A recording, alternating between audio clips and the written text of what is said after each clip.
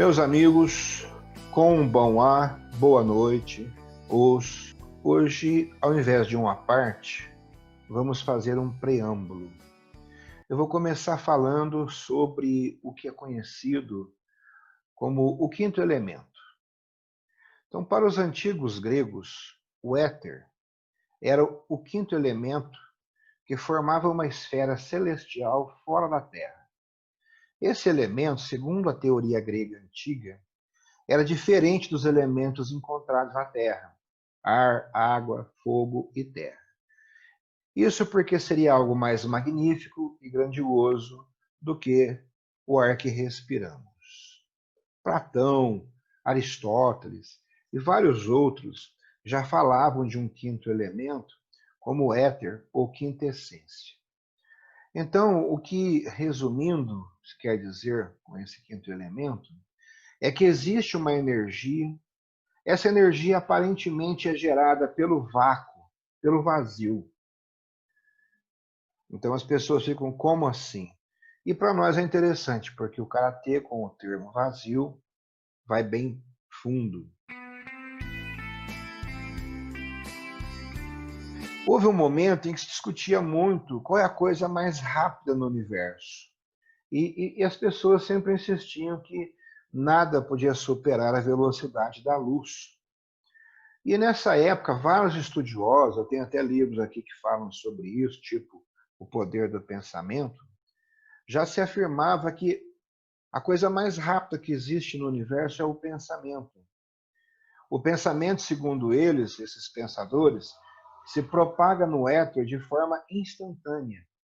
Então, imagine que você esteja no limite extremo do universo e outra pessoa no limite extremo. Ainda assim, essas pessoas poderiam comunicar-se instantaneamente pelo pensamento.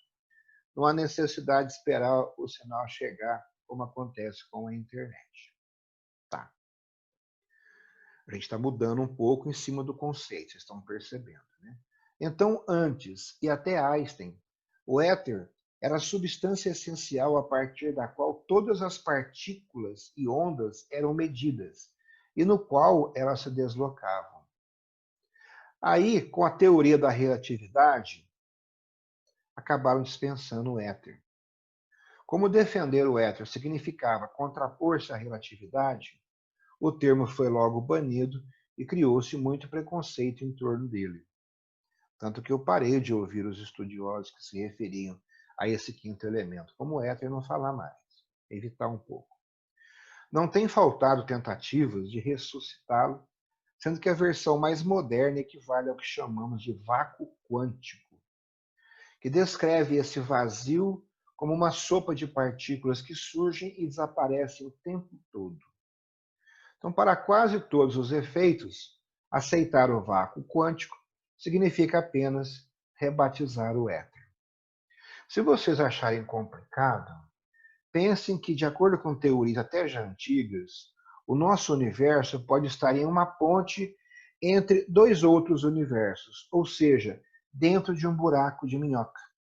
E o próprio buraco de minhoca seria parte de um buraco negro que ficaria dentro de um universo muito maior que contém o nosso como um traço, digamos assim, quase impossível de ser detectável por algum cientista lá fora. Viram como somos grandes, né? Minúsculos demais.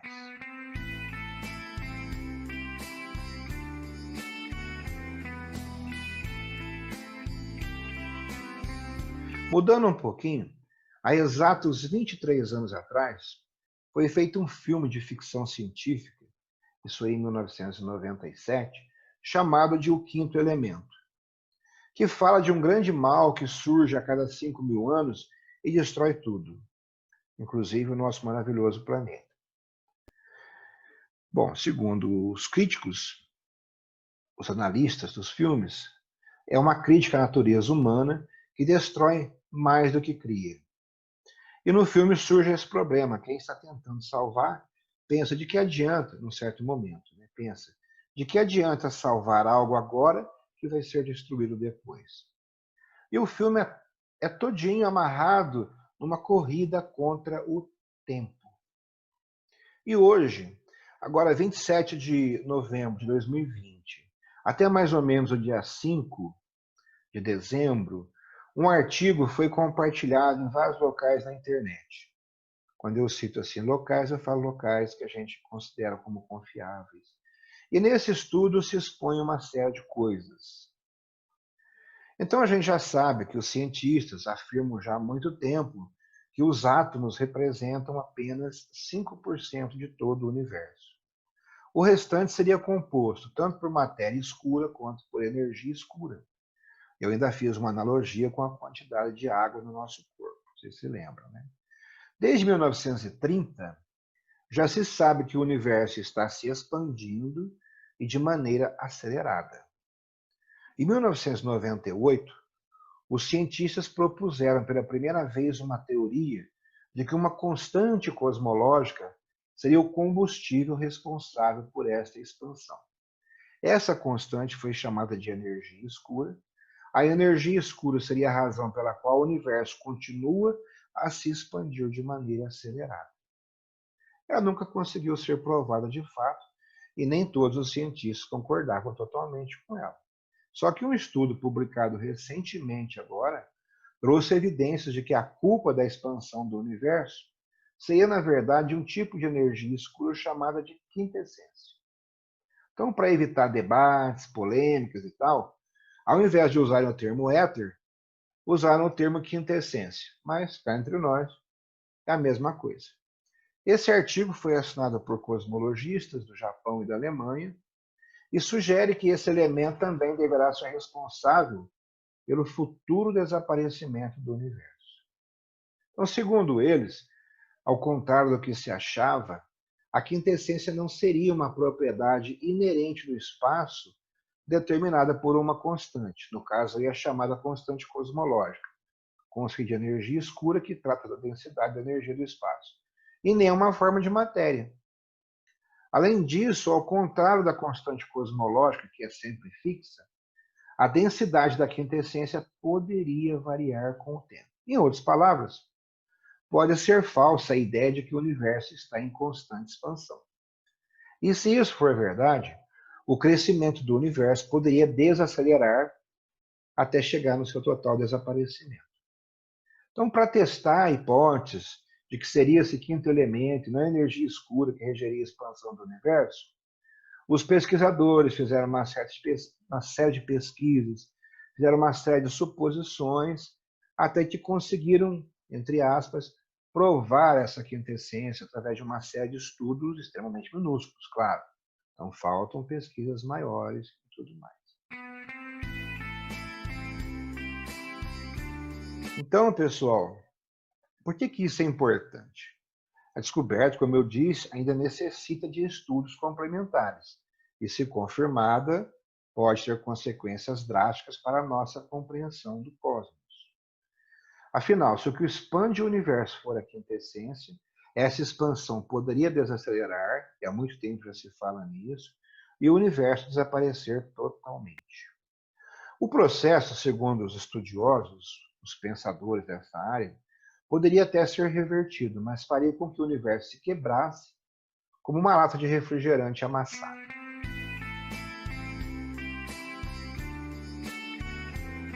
E aí, como eu disse a vocês, eu gosto muito de ler os comentários de quem lê essas informações. E alguém colocou algo que eu vou compartilhar com vocês que eu achei interessante. Alguém colocou o seguinte: o universo sempre existiu e sempre existirá. Apenas se transforma ao longo do tempo. O Big Bang foi só um momento da existência do universo. Se ele contrair e reduzir-se a um ponto, teremos um novo Big Bang logo depois. Mas nada desaparecerá. Se a matéria e a energia do universo não podem ser criadas nem destruídas, implica que elas sempre existiram e sempre existirão. Interessante. Então pensem comigo. Na realidade, isso aí contrai e dilata. Contrai e dilata. Contrai e dilata. Parece algo familiar?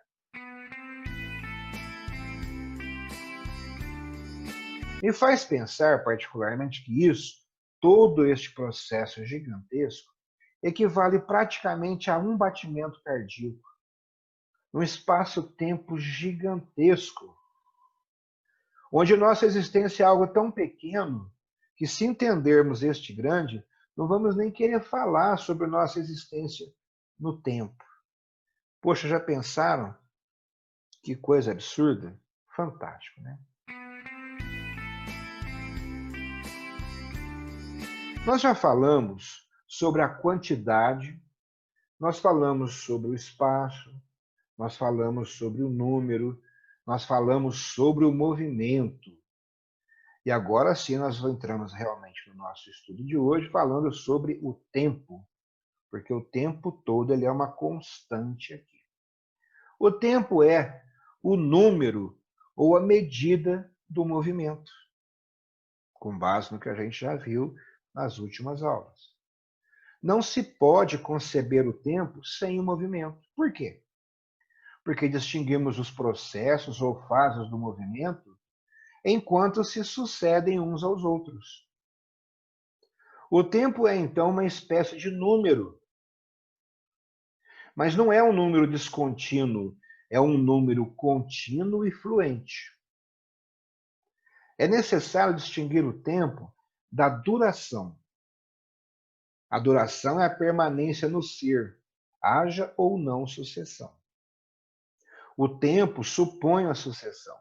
Quem suprime a sucessão, suprime o tempo.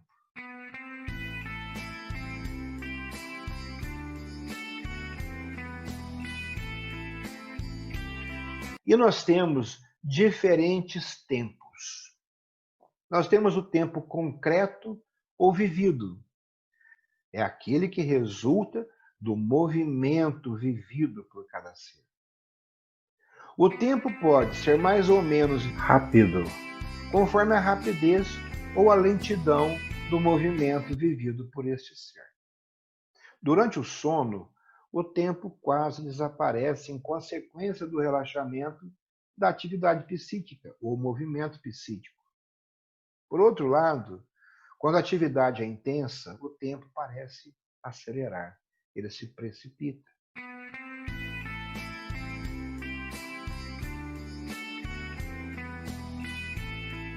Temos o tempo abstrato, que é o tempo uniforme e vazio, que nós representamos como uma linha ao longo da qual se situam os acontecimentos do universo. Não são todos os povos que colocam essa linha, alguns fazem o círculo, o tempo é cíclico.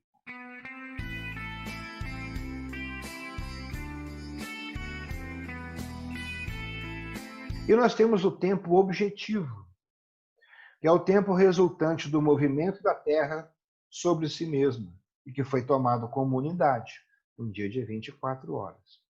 Esse tempo uniforme não depende de nós, se bem que, sem um espírito que numere ou meça o movimento da Terra, o tempo não existiria em ato, mas apenas em potência no movimento da Terra.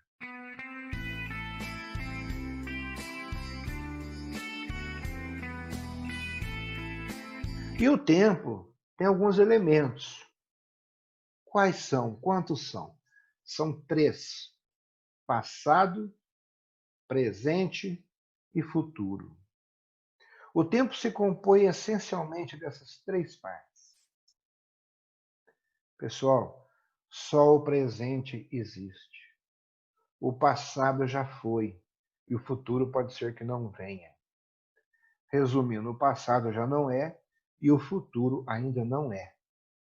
Isto prova ainda que o tempo, tomado na sua totalidade, não existe realmente a não ser no espírito, que graças à memória, já vimos isso em outra aula, conserva o passado e pela previsão antecipa o porvir.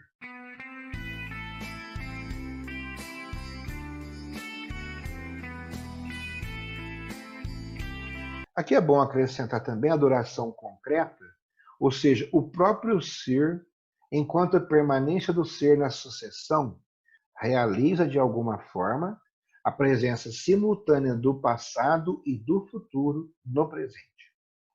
O presente do ser que dura, é de fato o passado acumulado e, ao mesmo tempo, o futuro potencial.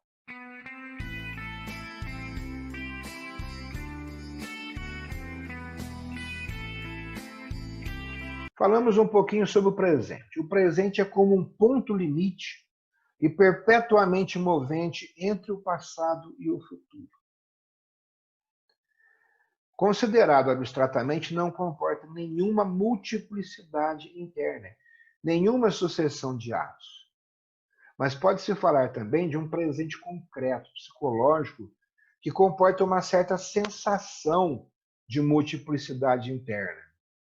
É o tempo exigido para que a consciência apreenda como um todo sintético e único uma sucessão de movimentos.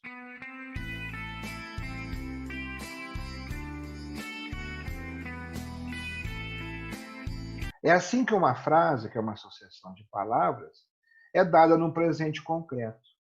Na realidade, como se vê, este presente concreto, síntese de sucessões, encerra os três elementos do tempo.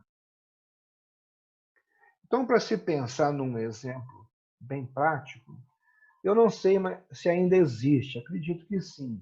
Aqui no Cine Vogue, no centro da cidade, eles tinham várias máquinas, onde você colocava uma ficha e podia ter alguns joguinhos. Em um deles era um desenho animado. Era uma quantidade imensa de fotos com vários desenhos, e tinha uma manivela, você ia girando aquela manivela e você tinha a impressão, tinha a sensação, a concepção do movimento. Então você podia acelerar o movimento da sequência de desenhos ou reduzi-los. Então é muito interessante, encaixa bem para entender isso aqui.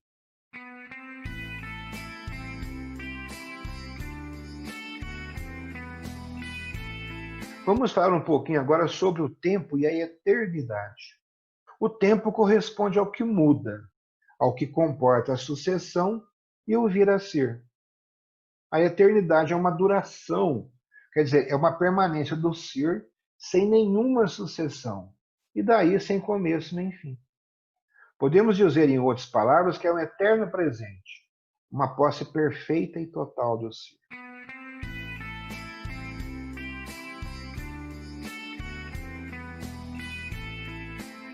Outra coisa curiosa, o tempo poderia não ter começo nem fim.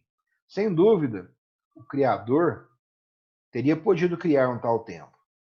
O tempo assim concebido não mudaria de natureza e não se confundiria de forma alguma com a eternidade, uma vez que não deixaria de ser sucessão e vir a ser, enquanto que a eternidade, sendo posse perfeita do ser, exclui necessariamente toda sucessão e todo vir a ser.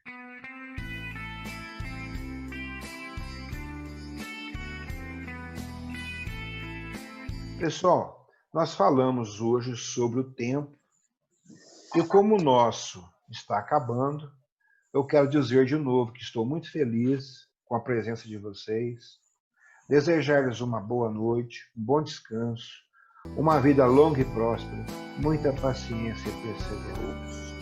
Um grande abraço a todos.